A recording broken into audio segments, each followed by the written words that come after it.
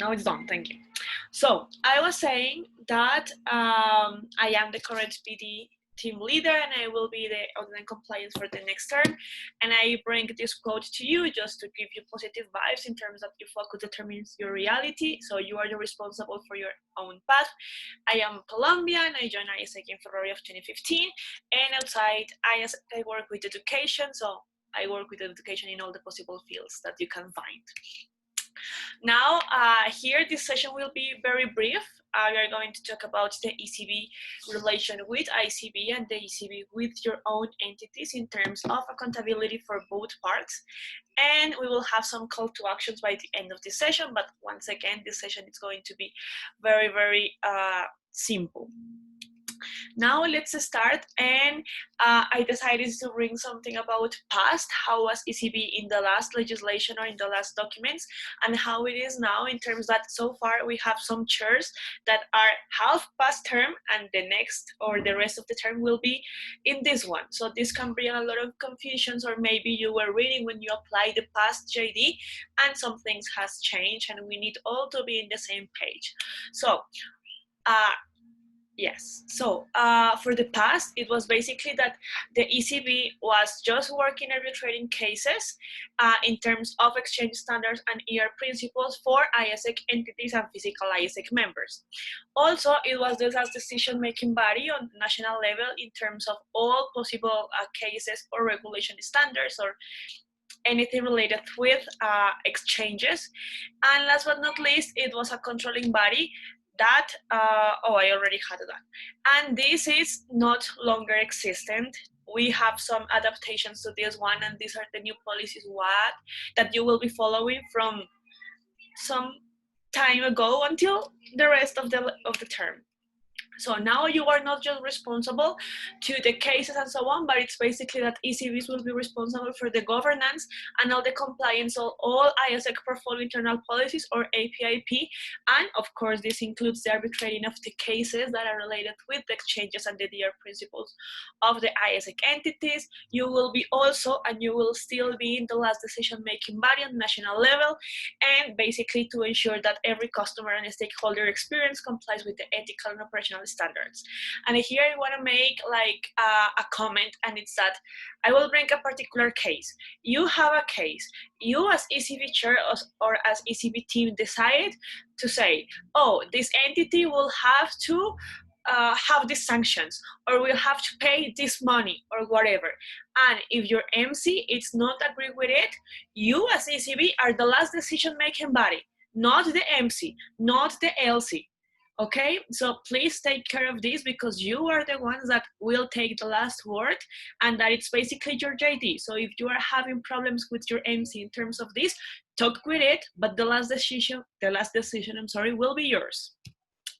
And once again, the purpose won't be anymore to be customer centricity and so on. This includes this, of course, but it will be basically to support the governance of ISEC portfolio.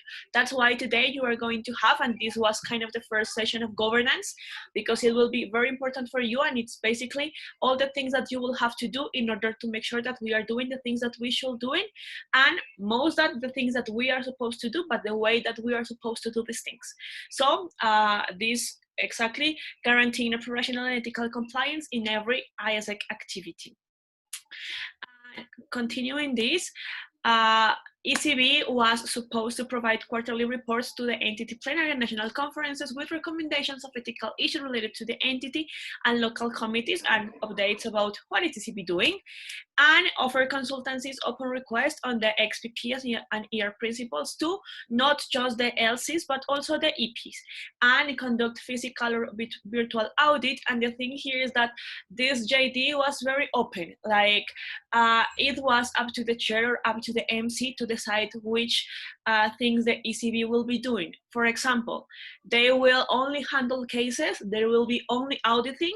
So starting with the XPPs are no longer existent, this is not going to happen anymore. And from now on, it's basically you will have to report all the things that you were doing, and of course to provide quarterly reports to the SEC entity plenary and recommendations on this.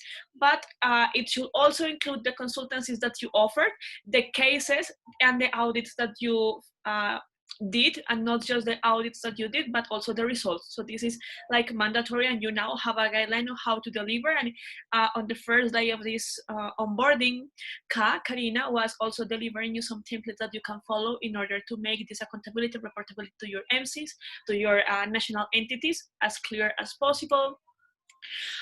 Of course, provide support to the ISEC entities plenary through the consultancies in terms of the AEPP and the APIP to the LCs and the EPs, and deliver an educational cycle about these new documents of governance, the code of ethics, and the standards.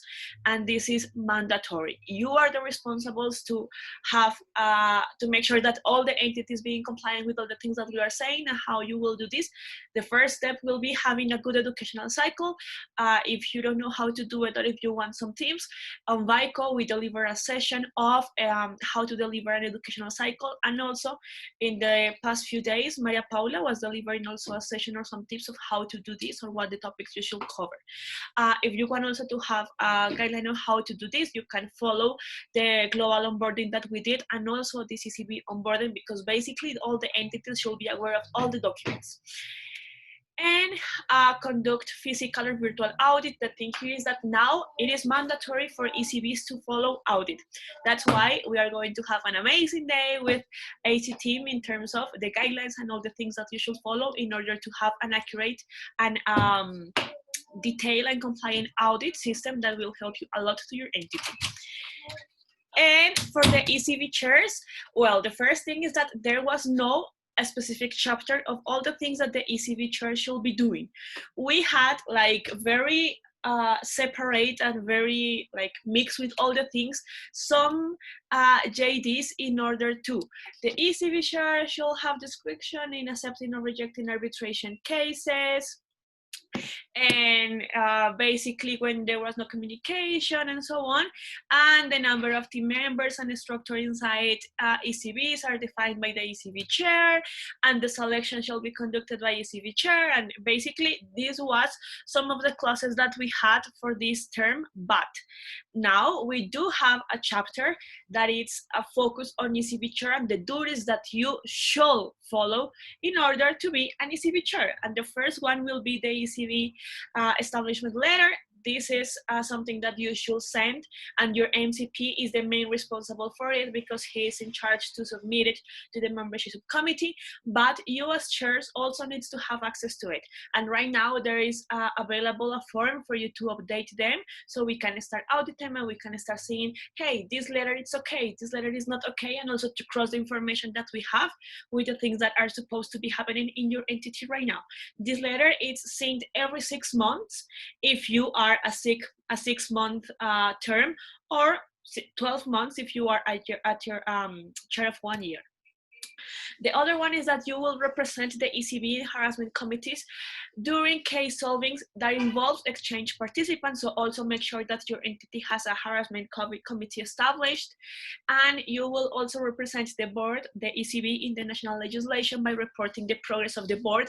This is basically the report that we are saying. So it's all accountability, not just with us as ICB, but also with your entity, because they need to see what is ECB doing, why we are having an ECB, and more than that, why it's like very relevant to have this, because this is not a new role inside the entity. It's actually a very old one, but it was not relevant or not well structured until now. And now it is mandatory to have a chair, for example. It will bring you a sanction if you don't have it. So make sure that this is happening. You also will have to complete or to fill the ICB survey quarterly, that it will be downscaled by us. The first one will be sent in October, and this is the way we have to know what is going on with your entity. Imagine that this is what the MCs call the SONA, or what MCPs call SOGA. This is mandatory to fill, and it will be downscaled every 3 months. And respond to demands of ICB when we are asking it for auditing, and not just for auditing, but for all the process that you might be involved. So this is accountability not only with your entity, but also with us. When we are requesting that, or we are telling you that your entity will be audited, well, you will need to submit the documents that confirm or that follow our instructions, or specifically the AC team instructions. And of course, you will have also to provide reports to us that it will include at least the consultancies that you are delivering, the case solving that you are, or that you close or you have right now, and the audits that you as ECB perform in your entities and the results. This is why, this is because you are now accountable also to us. And yes, this is mainly because you are an independent body, and we always say that the ECB is so independent and so on. But in the past, as you can see, it's not like you were lonely, but you were very independent in your role, and you were able to take decisions, and you still are, that will affect or not your entity, or will affect or not any case, or will affect or not any result, including money or not.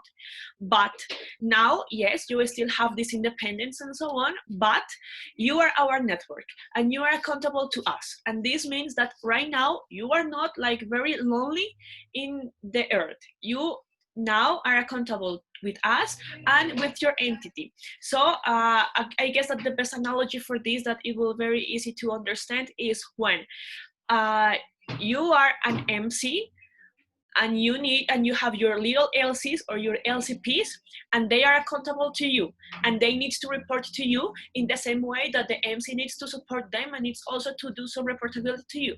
And this is basically what we're doing right now. You are our ECB chairs, we are your network, so we are accountable with each other, and we as both parts shall follow certain guidelines that are already explaining the APIP. I'm sorry, but there is an airplane passing by my home. And the last thing is that basically this is all accountability, and this is a word that I need you to not just have present in your term, but also share with your members and share with the entire ISEC in your entity network, because this will be a very huge change, and this is already now, because you will have a lot of relevance, and I need you to start understanding that you will have a network that will support you, but also you will have a network or a body that you have to report to. So that is basically accountability. And for this, I will summarize this in very, very few topics, because we are like very close to the next session. And the first one is that in terms for ECB to ICB, it's basically that you will have to follow or to fill the ICB survey. You will have to report, or we are going to track you, the ECB performance, and also the ECB auditing report. And there is this dismissal protocol, that are this protocol when a chair can be dismissed. Is not the ideal scenario, but it's something that can happen, and you need to know that you will be tracked by your performance, and you have now on the table certain rules that you need to follow, and if you don't follow, as any other role, it will bring their consequences. And the ECB to your national entity, well, you also will have to report your ECB performance. You also will have to have a report, official report, of how is ECB doing in terms of the cases, the consultants, all the things that I just said before.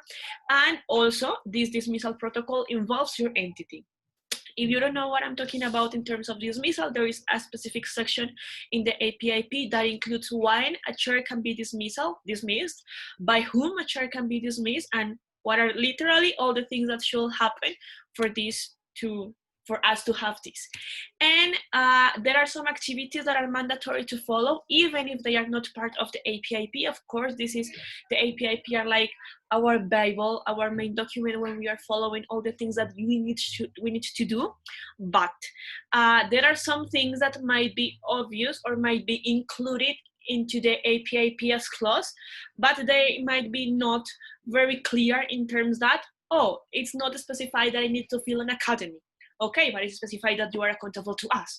So I tried to detail all these activities that are kind of mandatory for you to follow and for us to also to do, because it's not just you need to do this, it's also the things that ICB should follow. So the first one, it's our ECB academies mandatory. Yes, they are. Yes, you need to do it. Yes, you need to follow a timeline, and whenever it's required to do it by other person, you need to make sure that this person is following this academy. A good example for this is the ECB academy that we have going right now, and the deadline will be by the last day of this month. And these cluster words, as Vale was saying yesterday, and I say in the first day, it's an amazing experience, and we are enjoying having it, and it's a competition and so on. But it's still an academy, because we are like seeing what is going on with the APIP and the APIP in orders of content, and if everything is being clear in this session, or if we need to provide any other kind of support. So make sure you are filling both.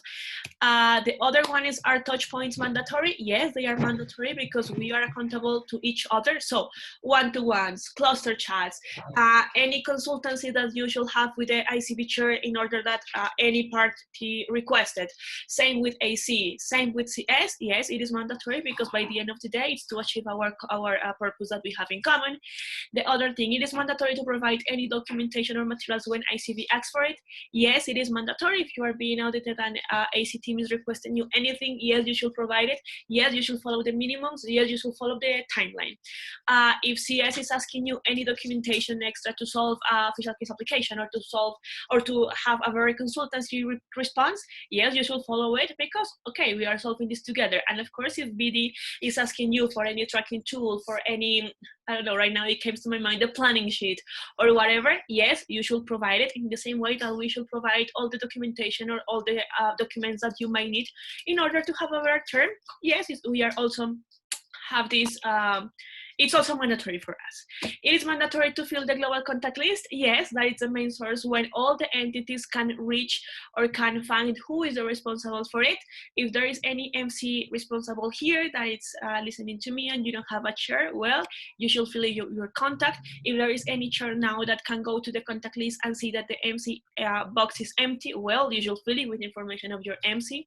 If there is any ECB member that is here and it goes to their entity and see there is no chair, neither MC, well, you should fill it with the, of course, the information of your chair. So make sure that this is filled like all the boxes. It is mandatory to fill the surveys. Yes, we are not having this service because we like to play. We are not having this service because we like to make the same things. We are having this survey because it's important for us in order to think what is the best thing to do for you. So if we have a survey that it says, what is your perception about compliance or whatever, it's because we need to understand what is going on. And therefore, with the results, we analyze and we see, we need to provide this material, we need to provide this call, we need to provide these kind of things. So please fill all the surveys generally, and I guess I am pretty sure the ICB surveys are not long, they are very brief. I guess that the only one that will be a little bit long will be the ICB survey itself, that happens every 3 months, but it's every 3 months, and it's actually to report the things that you are doing. So I guess it's very smart if you fill it. And it's mandatory for ICB to answer to the network. This means to you, yes, like it's mandatory for us to provide you any educational system that there's the result. You have the academy. It is mandatory for us to start thinking how we can implement better education for you, how we can improve your processes. In this means by one-to-ones, by cluster chat, but all of these spaces, the ECB chair call was also created on demand. Yes, so it's that mandatory for us. We need to provide and to create materials that will help you to improve your job, to evolve your processes. Yes, that it's mandatory for us. Do we need to have also a contact list? Yes, you can go and check the Global Board's contact list, and there is updated with all of our information. We need to create the surveys for you, and also if you have you need any help with the creation of yours in order to decide what is the best for your entity, you are also free to reach us. And this is basically our job, to make sure that you are having a more than a good experience, a very well structured process that will improve your entity's result. And of course, it's our job basically to work for this governance and to improve all of these processes. But specifically, and I am talking by my team, it's basically our work as BD to make sure that you are evolving. So we will be always here for you, and that is basically in our name. It is for development, because we want all the boards to be developed. And that is the thing that I just said. It is mandatory for ICB to support me in all things that this means by you might need. Also, yes, that's why you have 3 different teams. You have in compliance, and they will help you with all the things that you might need. Right now, the audit system implementation, it's mandatory because it's mandatory for the ECB chairs to audit. So they will downscale you some amazing templates. We have extraordinary newsletter that will come out tomorrow, and it will have some booklets for you to start working and for everything to be clear. And all the AC team, and if any one of AC is here right now, they will also agree with me. They will be super happy to help you to improve and to establish your audit process following the guidelines, of course, and the needs we need to deliver. And same with CS. If you send any ticket, any request, they will answer you super happy, and they will support you with all the things that you may need. Of course, it will be like a guideline of how to deliver, of how to ask for a consultancy, so you are in the same page. And also the things that I just said for BD. And even if we are always for support you, it's important that you read the documents, because a lot of questions or a lot of troubles that we are having right now, and it's understandable because these new documents are new, it's because you are not reading the documents. And we are having this onboarding cycle to make sure that everyone is on the same page, but also feel free to induct and to share it with us, your questions, your comments, your doubts, but also with your network. So that was all the things that I had to say. And I have some call to actions to you. So the first one will be go and finish the academy and the cluster words. The cluster words will have a reward by the end of this process, and by processing the onboarding. But also it's a new type of academy, and we want to see if this new way to do academies works better than the traditional one, when we give you a code and a deadline to fill it. So make sure you fill both. For the academy, remember that it's mandatory to have the MC ECB responsible filling it. For cluster words, the mandatory one is you as ECB chair. You can involve the rest of your team, start working on your planning, because we will be tracking it. In less than 1 month, we are going to have the ECB summit that will have two focuses. The first one will be to check and to analyze together how is this planning going and how it will go in the rest of the term. So basically check the plannings, and also the ECB update system. So make sure that you are working on your planning. If you don't know how to do it, you can talk to me, you can talk with any member of the management team, and entire with any member of ICB. You all have coaches for your cluster. If you don't know who this person is, you can text me and I will see what is going on. But remember that this is very, very important to you. And if you are lost, talk to your coach or talk to me. No shame on it. We are here for you, and it's our job, literally speaking. So I enjoyed so much this space. This was my last session, because right now we are going to have a one roll call break, and we are going to start with an amazing session with our beautiful ICB chair, with our beautiful ICB chair, and get a glass of water, because the rest of the day and the rest of this onboarding cycle will be literally fire. So thank you very much for this space. I took more time than expected. Just an alignment here that I just remembered. For this planning, we are going to create a folder, and the ideal for you will be to add this your planning to this, your planning sheet in this folder. I will email you with all of this, so no worries about it. And I will play a roll call, and I will allow you to decide which roll call do you want. So type in the chat box the roll call that you want. While Ka, I guess, Ka, are you here? I'm having breakfast. Okay, I will play a roll call. Which roll call do you want?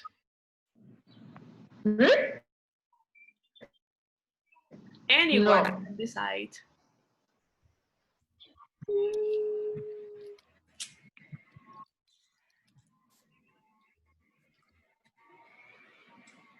Morocco, okay. I want the one that you... Morocco. Oh yeah, the Morocco one is super cool. Which one? This one? No. Which one? Lilo? Morocco. When are we going to have ICB roll call? This one. Isaac Morocco entity roll call. We are going to sing in a song, Morx, and we are going to see how we can have these beautiful dances. Karina and I, we enjoy to dance, but we are not very creative having roll calls. So I will play, which one? This one? This one, yes. Okay. Let's see how it goes. Hello, Isaac Network. This is Isaac Morocco, and we're going to present to you our entity roll call. We challenge you to do it, and we hope you enjoy it.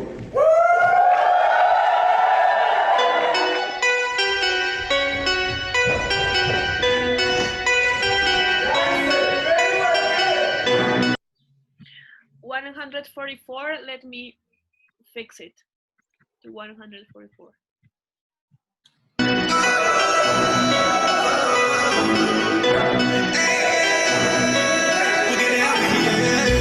She's feeling the vibe, but she's still on the side. Girl, this is the night. Hope you can turn off my light. Hey, give me 1001 night, cause I play it home tonight. Just know that we local, cause we from Morocco, yeah. Morocco, Morocco, Morocco, Morocco, Morocco, Morocco, Morocco, Morocco, Morocco, Morocco, Morocco, Morocco, Morocco, Morocco, Morocco, Morocco.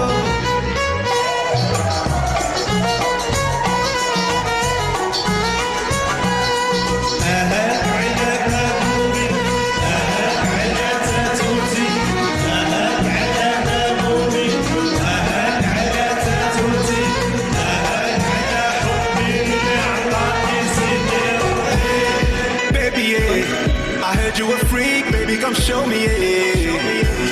I want you to see this is how we're doing it, yeah. So go bring it on, want you to show me, yeah. Cause we bring it on tonight. Jody Morocco is on tonight. I'm looking for love tonight. Tell your mama you ain't coming home tonight, yeah. I want you to come my way, feel your body, yeah. I want you to come my way, feel your body, yeah. She's feeling the vibe, but she's still on the side. Girl, this is the night. Hope you can turn off my light. Hey, give me 1001 night, cause I play it home tonight. Just know that we local, cause we from Morocco, yeah. Morocco, Morocco, Morocco, Morocco, Morocco, Morocco, Morocco, Morocco, Morocco, Morocco, Morocco, Morocco, Morocco, Morocco, Morocco, Morocco.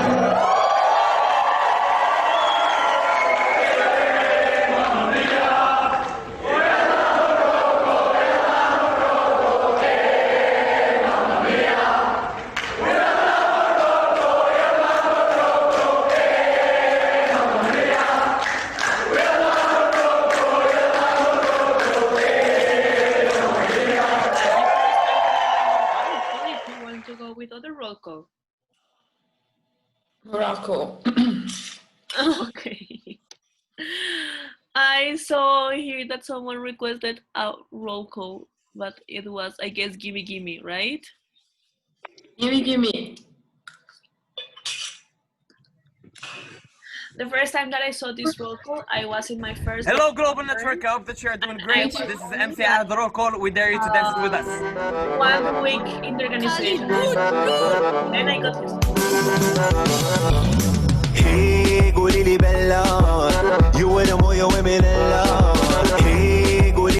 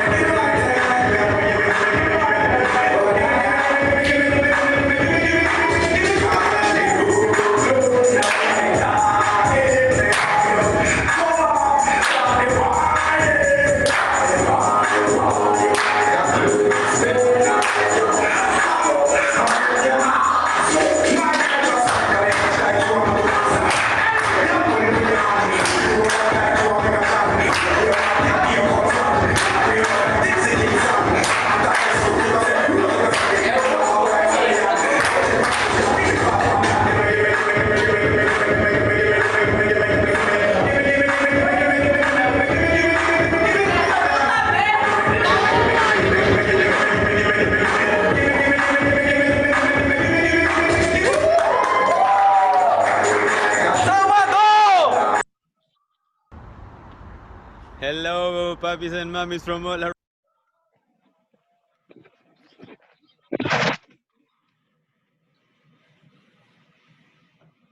around the world. So today, it's my pleasure to present you the AI roll call 1718.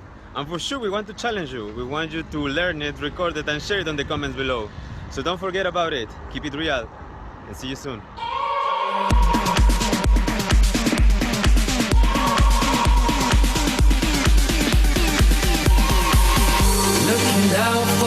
Whenever you want. I was just waiting for you. For me? Yes, can we? Sure. Okay, so we are going to start with this amazing session that is going to blow your mind up because it's still blowing our ICB's minds up. So get ready for it. Get a seat, get a glass of water, and take notes because I highly recommended you to focus into this session because it's going to determine like everything. And I'm going to leave our queen talking to you. I stop sharing. You can start sharing now, Cap. Thank you. I kind of miss talking to you. No, don't read my WhatsApp. Questions. Cool. I really miss talking to you guys. I know that my team is delivering amazing sessions for all of you, and I am finally being someone is raising a hand right now. We're not even started. I know that you have a lot of questions, but keep the questions for the end. Cool. So welcome to the session of Compliance Matrix. I know that my team is delivering amazing sessions for you, and I am finally having time to work on the backstage of something that we will deliver for you soon. But this one is a very, very sensitive topic and specific one that I would like to be in here talking to you, related to our amazing compliance matrix. It's something completely new. So everything that you will see in here was legislated in IC. So we didn't have anything like this before the conference. So that's why this is extremely important, because you already know the compliance matrix, you already have access to this. We already mentioned this in the onboarding cycle to all ISACers, but what you will see in here is actually what really matters for an ECB team to know about the compliance matrix and how you are going to implement this matrix in your entity. Cool, this is me. I believe that everyone knows me, so I'm not gonna go deep on here. I am from Brazil. I am the ICB chair for this term and also the elected for the next term. I joined ISAC in January 2015, and my life outside ISAC, I am the head of marketing in one of the IT startups in my city. What you are going to see today in this session is a brief introduction to the compliance matrix. Then I will explain you how was the behind the scenes creation of the compliance matrix. Then we will go to the violations, the sanctions, and finally how you can execute and implement this compliance matrix in your entity. Cool. In one of the sessions, I believe it was the introduction to the onboarding cycle to ECBs, I told you that what is the ECB role in a very summarized way. You have three main responsibilities as being part of the ECB team. Educate your global plenary, your national plenary, monitor to see if they are complying with the policies that we have written in the document, and report to the compliance of all LCs to your national plenary. So the three main categories of your work. When we talk about the compliance matrix, we are mainly talking about monitor. Of course, you have to educate them about the compliance matrix, and you have to report everything, the compliance of your LCs. But the compliance matrix itself, it's a tool for you to execute your role as monitoring what is happening with your entity. Going for the introduction, what we have written in the document is that the compliance matrix is an internal control system that contains possible violations of ISAC portfolio internal policies and its sanctions in case any violation is identified and confirmed. The compliance matrix has the following objectives. First, ensure ISAC is proactive and acts in the best intention to protect its customers and stakeholders. Ensure that ISAC entities are fair and aligned with the APIP. Reduce the level of risk associated with the APIP. So in a very summarized way, introduction, what is written in the document, there is no any other word that is written in here that is different to what we have in the document. This is what is the compliance matrix is about. Good. Now going behind the scenes, I will explain you how we came up with this compliance matrix and starting by the creation process of this new document. So how we came up with this and how we started building this thing that is huge and that caused me a lot of headache and also headache for ISEC International, I'm sure about that. We had a deep study inside of the XPP and also with the creation of APIP and APIP because it was all together. And we identified the main topics inside of the document that could have possible violations. The main topics were engage with ISEC, remote criteria, product principles, so everything related to ELD, principles and minimums, LLC principles, APP policies, safety guidelines, coronavirus and the general one, AR principles, brand policies, and platform policies. Considering these all topics, I created a spreadsheet and it was shared with a lot of people, and we were breaking down all the clauses of the XPP, APP, and clusterizing the clauses in these topics.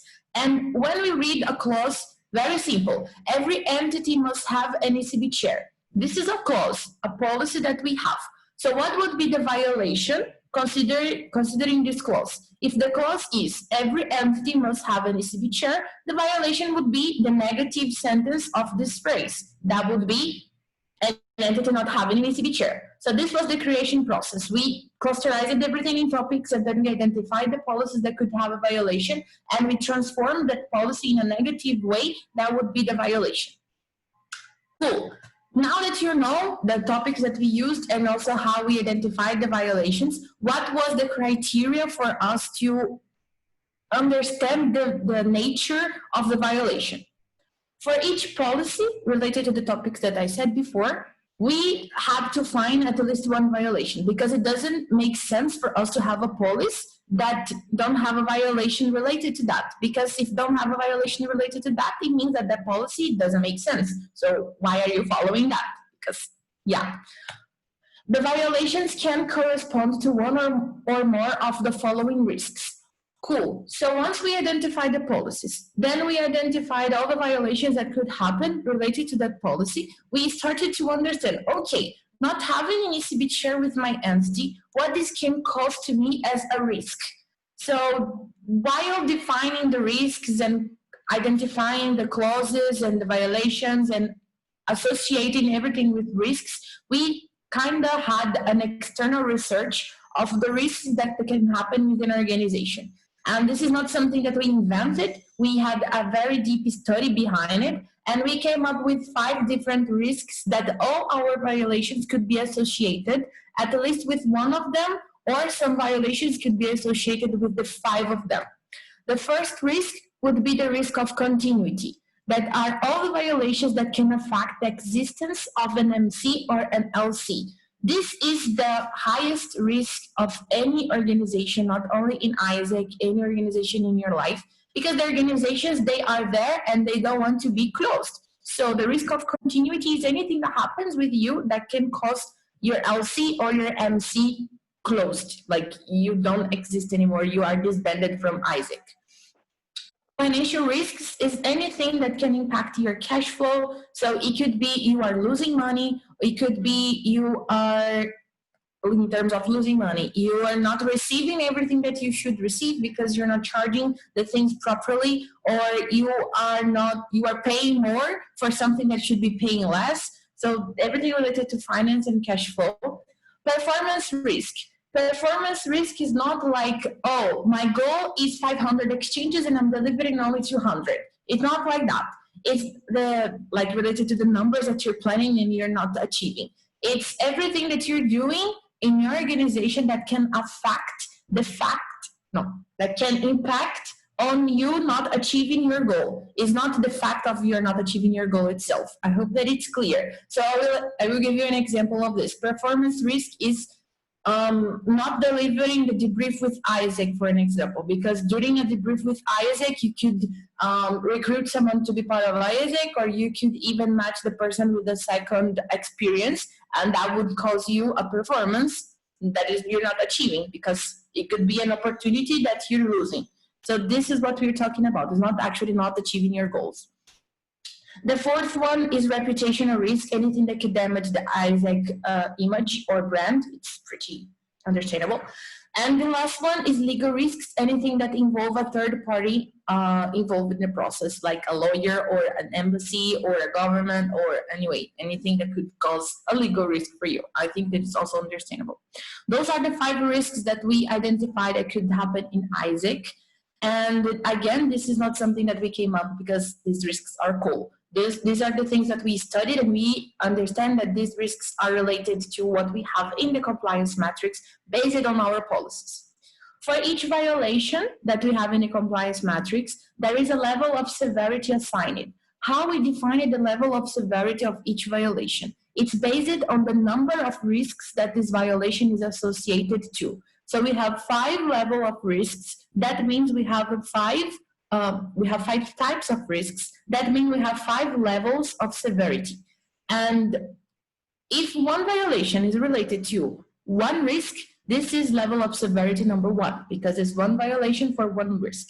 And then it goes until one violation being related to the 5 different types of risks. So violation related to 2 types of risks, it goes to severity level 2. It doesn't matter what risk we are talking about. However, there is one violation, there is one risk, that is the highest one that I'm telling you, the risk of continuity. If this violation is related to the risk of continuity, it goes automatically for level of severity number 5. Why? Because this is the highest risk that can happen. If you're doing something that could cause the existence of your MC or your LC, this is super huge, and we should worry about that. So again, just recapping everything that I said, we study with external basis the 5 different types of risks that ISAC can be related while talking about the compliance matrix. We mapped all the policies, we identified the violations, we associated the violation with the risks, and while defining the level of severity of the violations, it depends on the number of risks that that violation was related to. And if a violation is related to one specific risk, that is the risk of continuity, that violation is considered a level of severity number 5 because of the nature of the risk of continuity. Cool. If you have any doubts, the compliance matrix itself is not inside of the APIP, it's an annex. So you have some explanation of the compliance matrix inside of the document, but everything, like all the tables, all the violations, all the risks that the violation is related to, the level of severity and the sanctions will be inside of the annex of the APIP. Cool. Now let's go. Inside of this annex, we have 199 violations. This is too much. The first alignment that I want to have with you is 199 doesn't mean that you have 199 different violations. Because the violations, they are clusterized in this 8, 9, 10 different ways. That is EWA, LLC, safety guidelines, blah, blah, blah. So you can have the same violation in IGV and in OGV. I will give you an example of that. Contracts not following the minimums of APIP. You will have this violation in almost all these categories that we are talking about.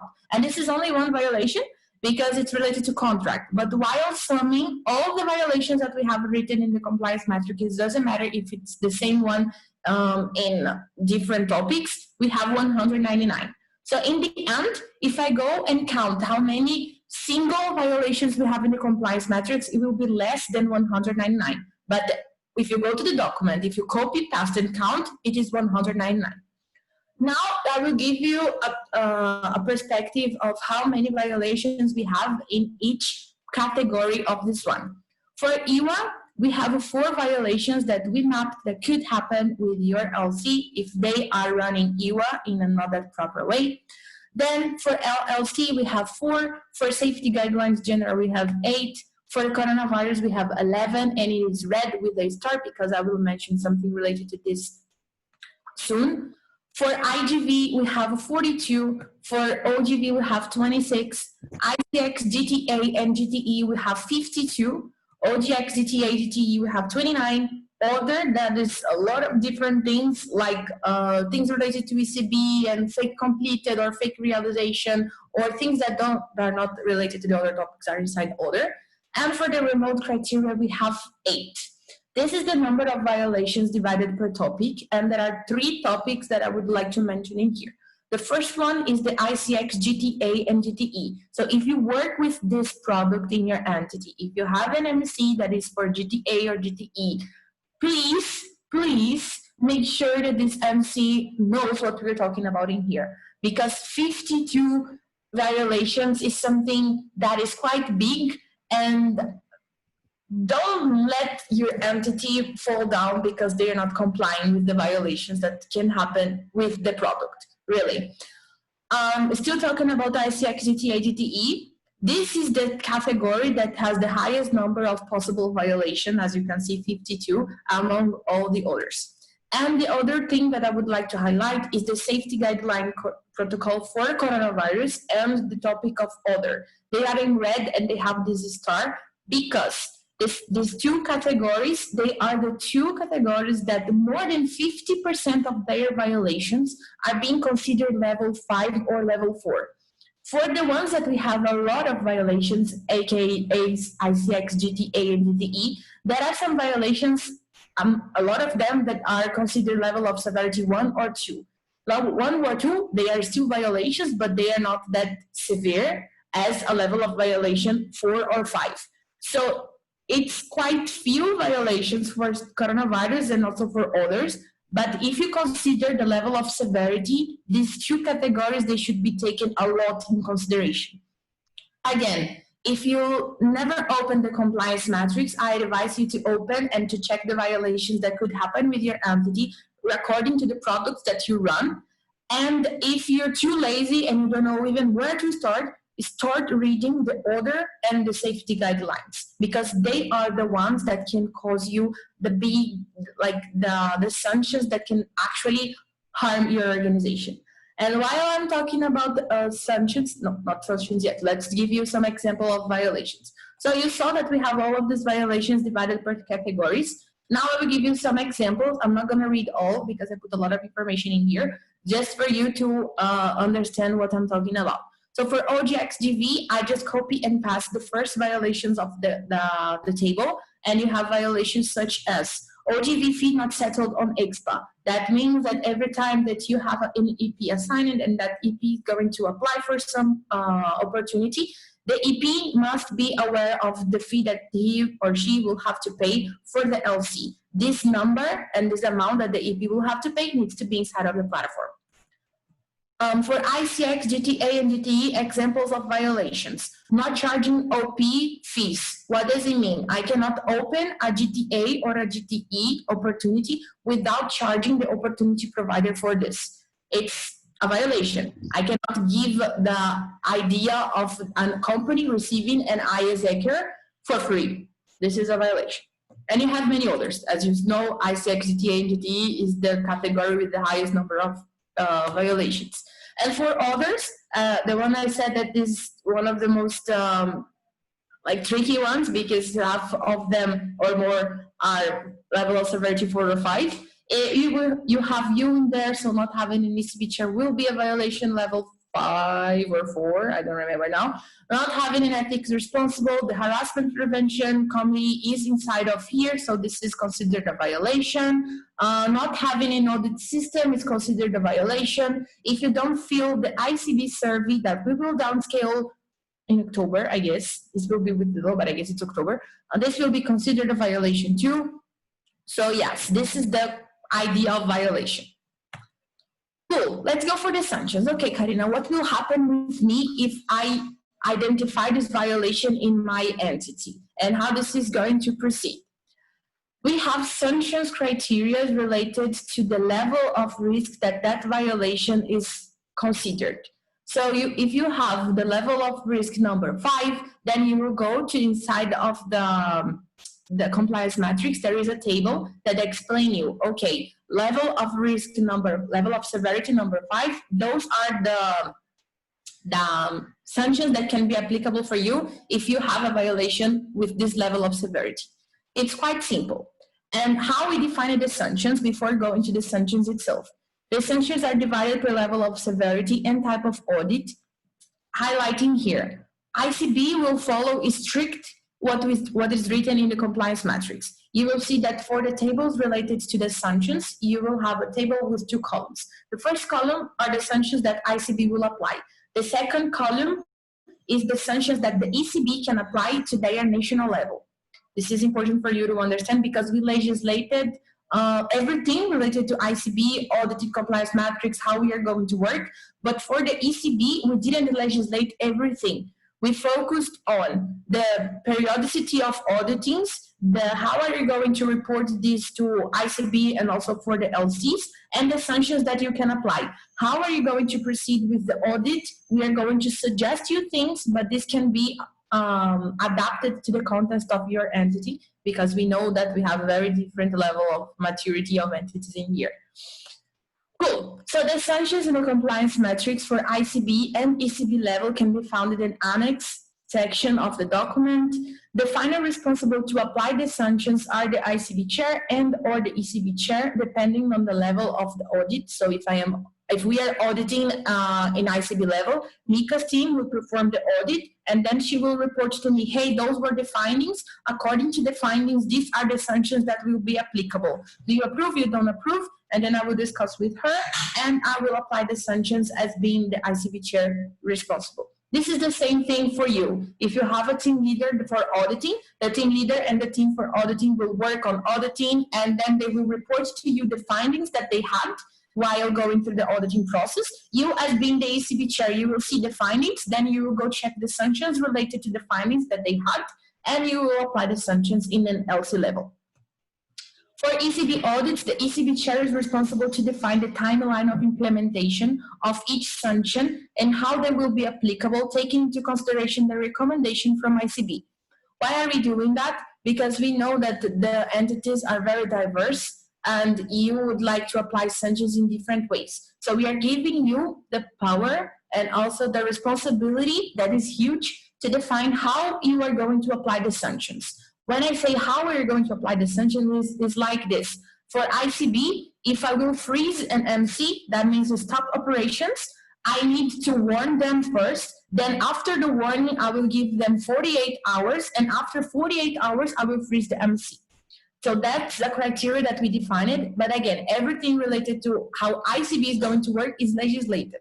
And the recommendation of how you should adapt everything to your entity will come from ICB. But in the end, is the ECB chair decision. If you find a violation that you want to apply the sanction, in the moment that you found the violation, it is up to you.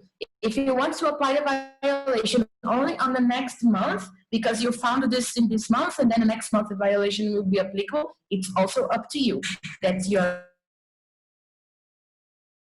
responsibility, and that responsibility is huge.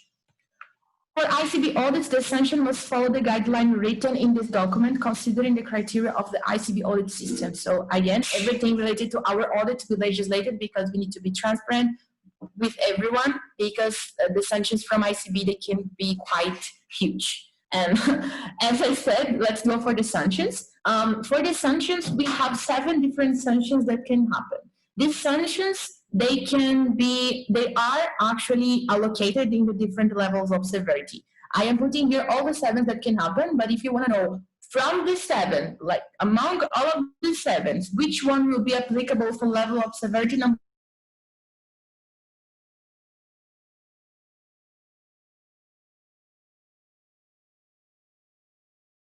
well, that means that that violation happened, you lose automatically your membership status and your MCP will not be able to vote during the ILMs.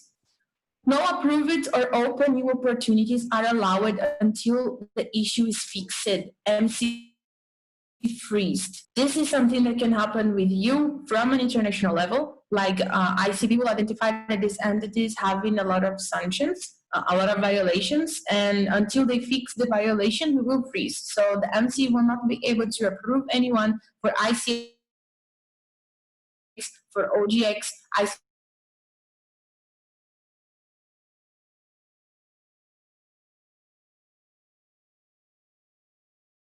not open opportunities and are severe enough for your entity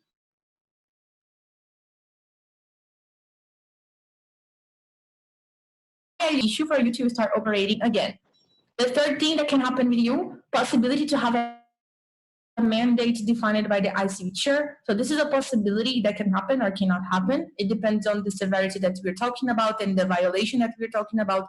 An example of a mandate that can happen with your entity is, if you're having a lot of violations, I can mandate you to report in the next ILM the implementation plan of APIP and APIP, or to create an LC standards tracker and make sure that all of your LCs are using the standard tracker. This can happen. Those are just examples.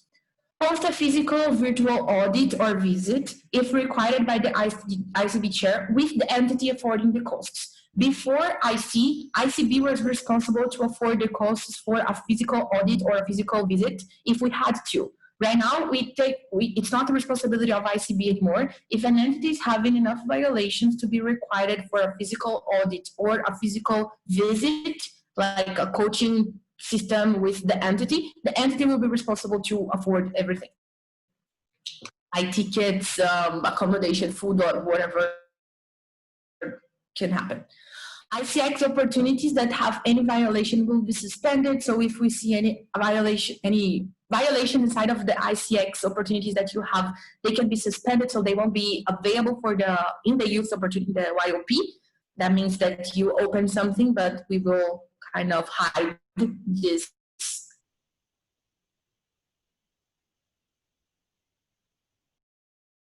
because it's not correct. 6.1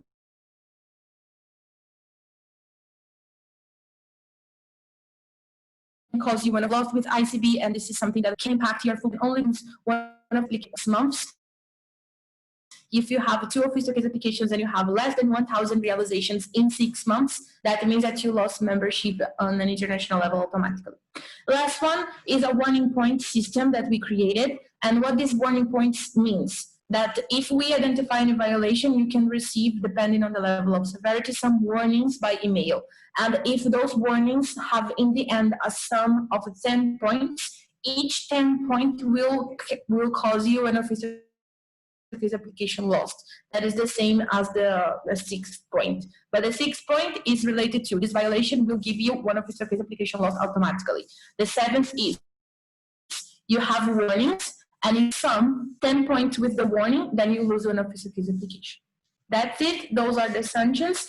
Those are the sanctions applicable in international level for ICB audit, and they are the same adapted to the LC level. If you want to see the sanctions that you can apply as being ECB chair in your entity to an LC, how we adapted these things, you just go and it's side by side to these things that I mentioned. So I'll give you an example. Lose membership in international level while adapting it to the LC reality would be that the LC will lose membership in a national level. That means that the LC will not be able to vote because they don't have a full member or the criteria that you use to govern your entity in a national level.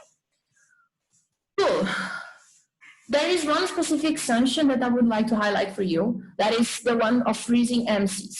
Why I want to highlight that? Because honestly, from my perspective and from what I am seeing as being part of already 4 different ILMs, there are some entities that they don't care about full membership. It's not that they don't care, but it's not that big for them because I don't know what happens with them. They don't care about voting or something, but this is different. You don't care about voting? Okay, you're not taking the stand of your entity in something that is huge and will define the future of ISAC. But if you are an MCP, if you're an MC, of course you want to operate, right? You don't want your MC to be freezed. You don't want to have your account freezed on EXPA. So this is the thing that I want you to pay attention the most. And freezing MCs, what does it mean? I need you to understand fully what this means and the consequence of this. Because again, entities, some of them are not caring much for full membership. But freezing MCs, that means that you cannot work. So if you're not working, what are you doing? And that's why I need you to pay attention fully right now. What does it mean to freeze an MC? Entities cannot accept and reject applicants, open new opportunities, neither approve EPs on EXPA. Why are we not putting freezing stuff for the EPs already approved, because we already have a contract with our customers and they are already approved. We are not gonna tell them, hey, you cannot realize, you cannot travel anymore. That's crazy. But we can tell someone that is during the process saying, hey, I'm sorry, I cannot approve you right now because we have some issues going on with the entity and we need to fix the issue before approving you. That's not the best idea. I don't want you to be freezed. I am super scared about freezing MCs, but if this is the case, it will happen. So again, cannot open opportunities, cannot accept neither reject applicants, you cannot approve EPs anymore on Expa. Okay, Karina, what are the violations that can cause this? Well, pay attention, double attention right now, because I will show you all the violations that can cause an MC being freezed. First thing, for the safety guidelines, general and coronavirus, not having a contract or contract not respecting contract minimums. If we identify that your contract is incorrect, you can be freezed until you have a sample of a contract that is correct. Not establishing relations with a lawyer. We need you to have a relation with a lawyer. It doesn't matter if you have a contract per month or a contract per hours, but you need to have a relationship with a lawyer. Not ensuring EPs are registered in embassy within 1 week prior arrival if needed. So if you need, this is related to legalities of your EP. We don't want people working for ISEC, even if it's for a GV, for a GT, that are illegal.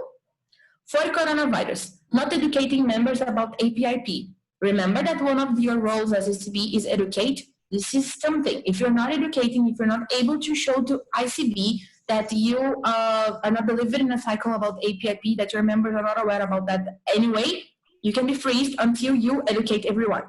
Not having a clear plan to educate members about APIP. By clear plan, if you don't have any, you can use the same agenda of onboarding cycle that you're using with ICB and you just replicate it in your entity. It's super easy. Not informing stakeholders about AEPP, not having a health management plan, not having a risk management plan, not having a contract or contract not respecting contract minimums, and EP traveling with a wrong visa. Those are the things related to the safety guidelines that can cause your MC being freezed. Now let's go for ELD. For OGX, what can cause you?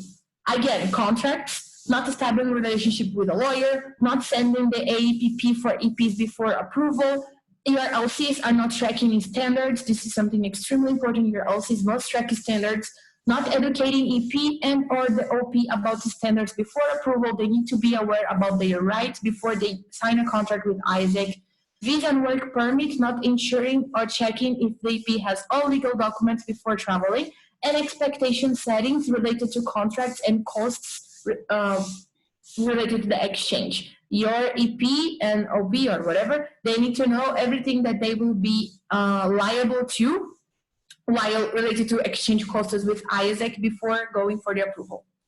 For ICX-GV, we have almost the same things that are just some extra because ICX, it's quite actually the operation that will deliver the experience to the customer. So what we have that is different. Not having a standardized pricing model or a plan to be implemented from 2021 to 2023. What does it mean? Do you remember that we have that clause inside of APIP that says that you need to have a pricing model for GV, for ICE-GV, and ideally by 2023, you must start charging your OPs to open opportunity with IGV. We don't want you to start charging your OPs right now, but you need to have a plan, a change management plan to be implemented until 2023. If you're not working on this plan, you can be freezed because this is a feature of our organization and you need to start working with that. If the fee that you're charging for your EP, the majority is going to something that is not accommodation, what we understand that is majority is more than 50%. If more than 50% that you're charging from your EP is not going to accommodation, it's something that is wrong. LC is not tracking standards delivery and exchange with ISEC as opportunity provider. You cannot be the opportunity provider as ISEC. Offer and or deliver projects not related to SDGs, visa and work permit legalities, and visa and work permit legalities again. Cool. What are the other ones? Remember that I said that coronavirus and other are the ones that have the highest level of severity. What are the things that can happen in your entity that can cause an MC being freezed?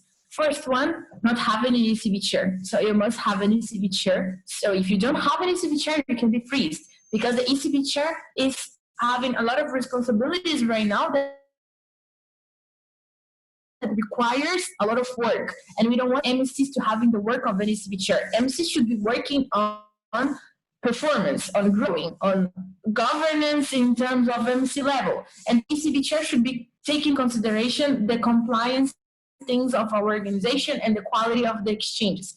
It's different things. It's not healthy for someone to do the same things at the same time.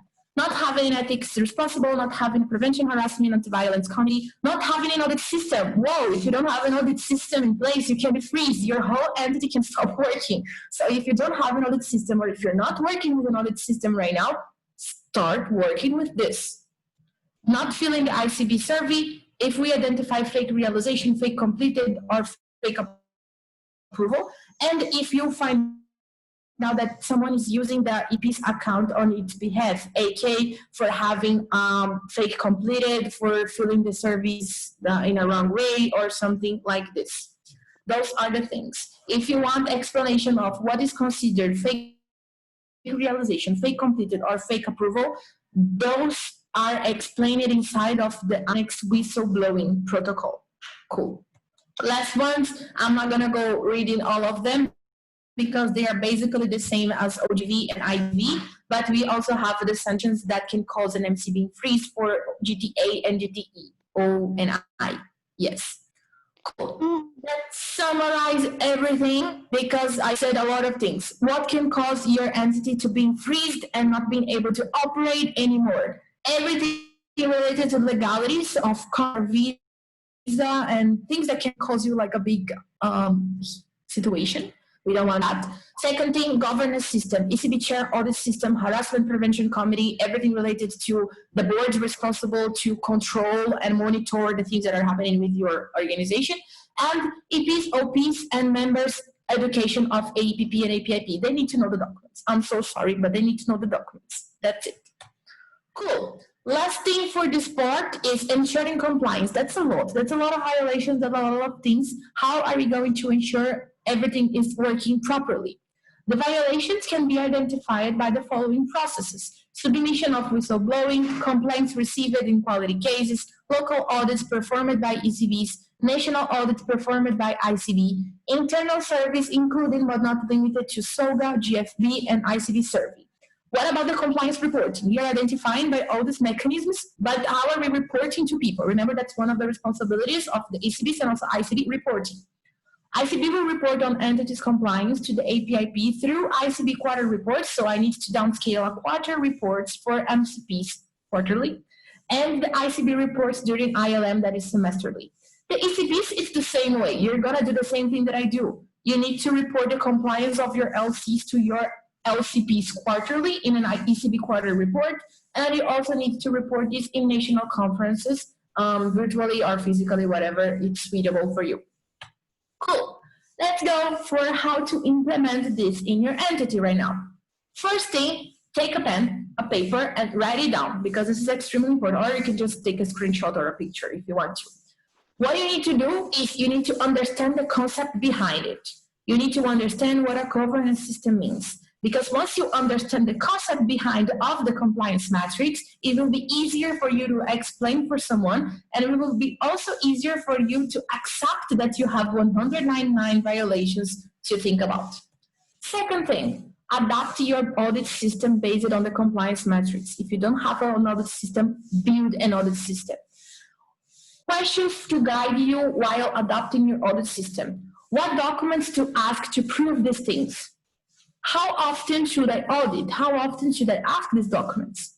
What is the timeline to submit the proofs, get the interviews, and analyze everything?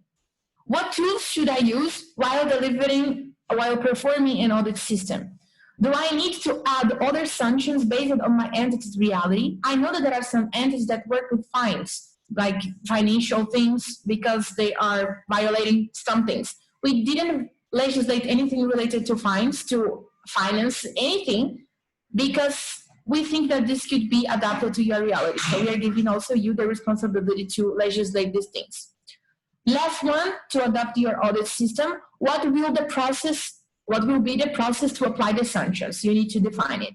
And last one, to implement this, educate your plenary about everything. They need to know the compliance metrics, they need to know the audit system, they need to know everything that you're gonna do. Otherwise, it will give you more headache because they will be the one delivering to you and you will be the one monitoring them. So they need to know everything. Cool, it's a lot. We're going to an end and I want some interaction right now.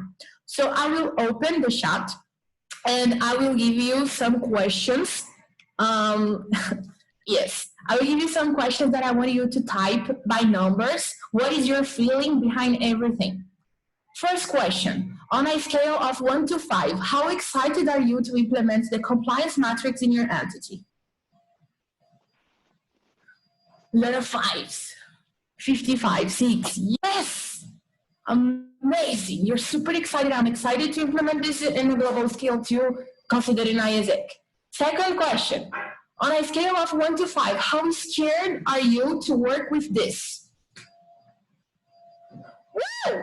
We're excited and scared at the same time. I feel you totally. I am super scared. Imagine myself being able to freeze an entity. I don't want to freeze an MC. I'm scared.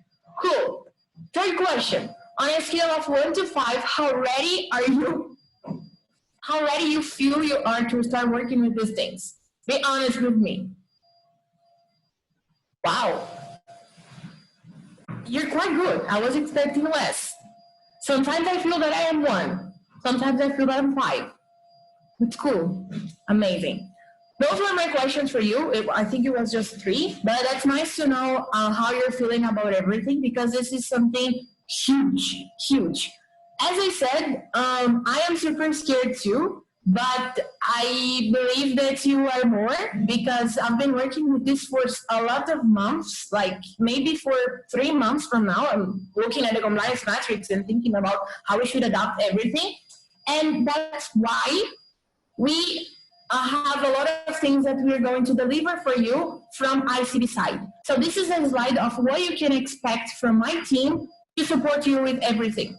You can expect an audit minimums guideline to make sure that your audit system has everything it should have, a spreadsheet to support the implementation of your audit system, a booklet suggesting an audit routine for your team, a booklet suggesting how to identify each violation, what documents to ask, what questions to do during the interview, when to ask documents or when to do an interview, and a strong coach system personalized support. Yes. From September until December 2020. Mika will explain everything that I'm telling you on the next call. That will be tomorrow, so please don't miss the call. If you're scared, if you have to adapt your audit system, if you don't have an audit system, attend the call for tomorrow because she will deliver a lot of things for you as advices, as tools, as booklets, as spreadsheets, or everything that you should have to make sure that you will implement the compliance matrix and that you will actually execute your role as monitoring your entity in the best way possible. And I guess that this, and why all of this, why are we doing all this amount of efforts to help you? Because we have an internal goal, like my team has an internal goal, that by the end of December 2020, we will have at least 80% of the entities with an audit system established. I don't want to start 2021 with more than 20% of the entities without an audit system, because that means that after the ILM that will happen in February, I will have to freeze MCs, and I don't want to freeze MCs. Please don't make me do that. So help me to help you and help me to help you to get the audit system established in your entity. What if you don't do that? This is a violation level of severity number 4. If you don't have an audit system, it's a level of severity number 4. Sanctions that will be applicable after February 2021 if you don't have an audit system established. 1, your MC will be freezed. 2, you will get one official case application lost with ICB. And 3, there is a possibility for your entity to be added in a virtual or physical cycle of auditings or visits by ICB. That's it. Thank you so much. This was the content of the day. I don't know if we have questions or something, but I am here. I guess Mitch had a question. She wrote it in the chat, I guess. Let me find it. You can ask. I don't see questions in the chat.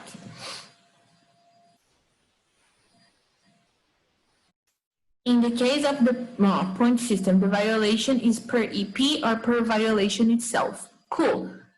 You can get we are calling it as ICB check and ECB check. You can get the check by reading the compliance matrix.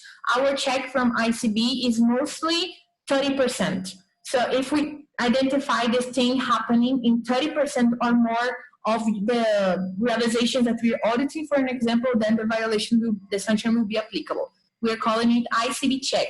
The ECB check, it's up to each entity to define. Mika will explain this better tomorrow because this is part of the audit system, but it's something that you need to create. You need to define with your MC or with your national plenary or with your team, whatever, what will be your ECB check. Not sure if we will talk about it tomorrow, but I am already having trouble with finding solution to audit monitor violations because of data security reasons in Germany. Is it enough to just ask and check mark it, or I do need to collect proof of evidence? I think that Mika will mention this tomorrow, but since I think it's a very specific case from Germany, but if it's not, we can mention this in a call. But tomorrow, Mika will deliver like a lot of things, and you will see how to audit all of the sanctions and these things that I'm not supposed to talk in now. Does ICX need to have EP contracts, or are EP contracts? Does ICX need to have EP contracts, or are EP contracts? No, just for OGX. ICX must have the OP contracts and OGX the EP contracts. It's fine. Cool, I think that's it. Let me see if I passed the time. I don't know if I passed the time, maybe. How can we differentiate between this audit and financial audit that also reviewing contracts? And how to make the best collaboration? I don't know. Maybe your entity needs to define who will be the responsible to audit the contracts. I advise the ECB to be responsible to audit the contracts. Yes, because the ICB is responsible to guarantee legality too. So take out this responsibility from the MC and give it to the ECB. That's what I would do. Cool, guys. That's it. Thank you so much for attending. I hope that you liked the session, and see you on Friday in the ECB chair call. Yes, this was my last session.